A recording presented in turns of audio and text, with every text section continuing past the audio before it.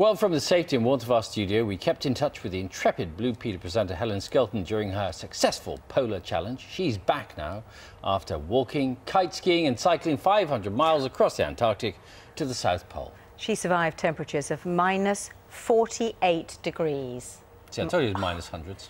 Minus 48. Before we talk to her, because she's in. Morning. Morning.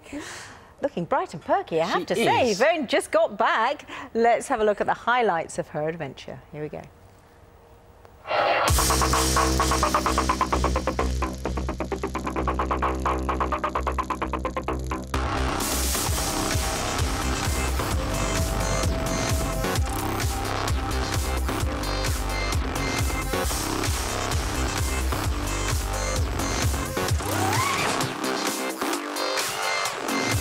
I have no idea how people do this.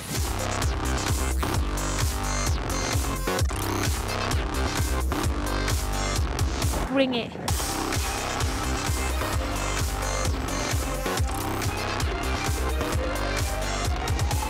I don't want to play anymore. This is just so frustrating.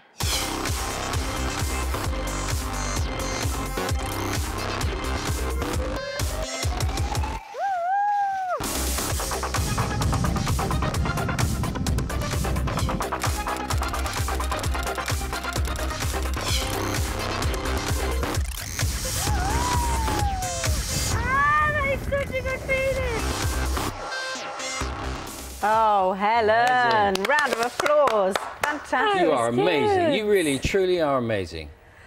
And that's it. That's it. End of the interview. Yeah, thanks very much. Although you must have thought when you got back on Saturday, hang on a second, I've just left all that snow at the South Pole. What have I come home to? I got home and I needed to walk the dog. I looked outside and I said, I'm over this. I'm so over this. I want my heels, I want some lip gloss. No, it was stunning, absolutely stunning place.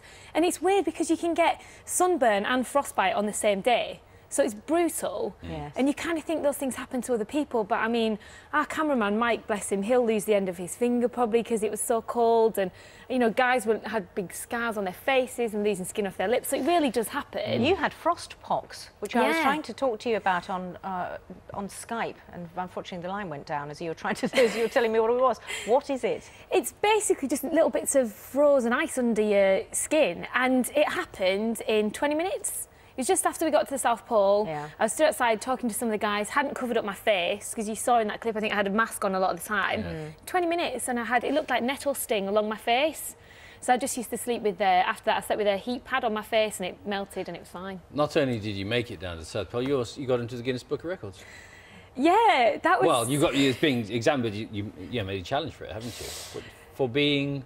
We skied 100 kilometres on a kite, so we set a Guinness World Record for the fastest 100 kilometres. How was that on the kite?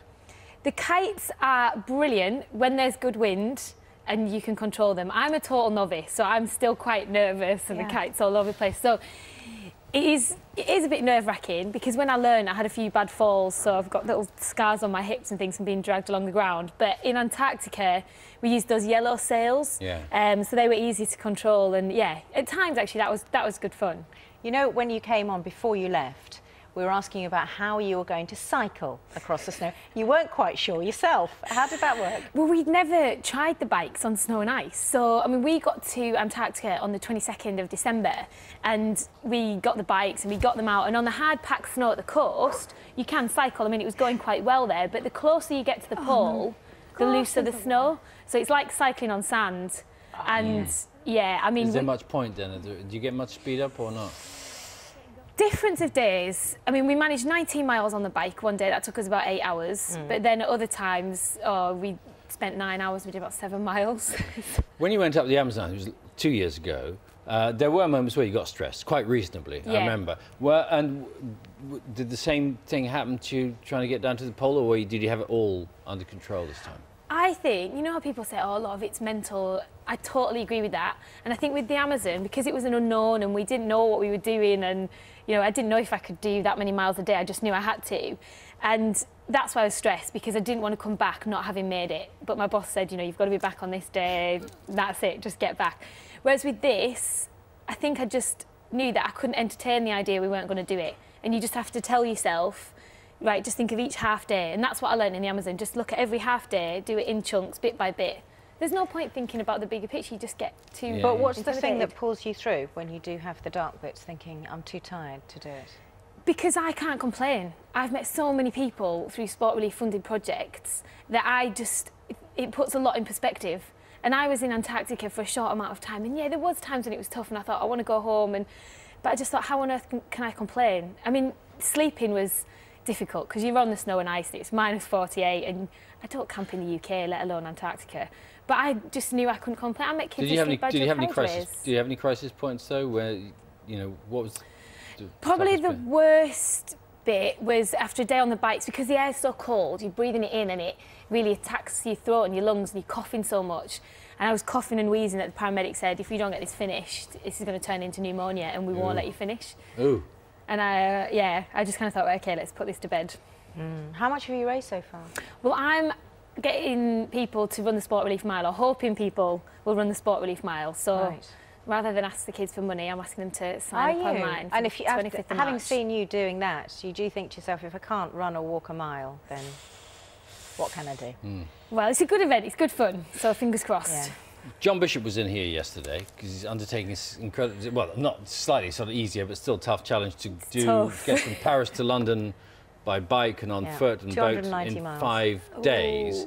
He was looking a little bit apprehensive. What words of encouragement can you offer him? You get out of life what you put in. It's for a fantastic cause, and do you know what? There's no point thinking about 290 miles. Worrying about it is not going to make it any easier. I would just think of each 2 hours and just crack on. Take it 2 hours at a time. Yeah, believe in yourself. You're good. Well, you've certainly proved well done. it. Yeah, just inspiration. You can do anything. Thanks very much, Helen. Helen. What's the next challenge? Do you know yet? Getting home for a Christmas dinner with my mum.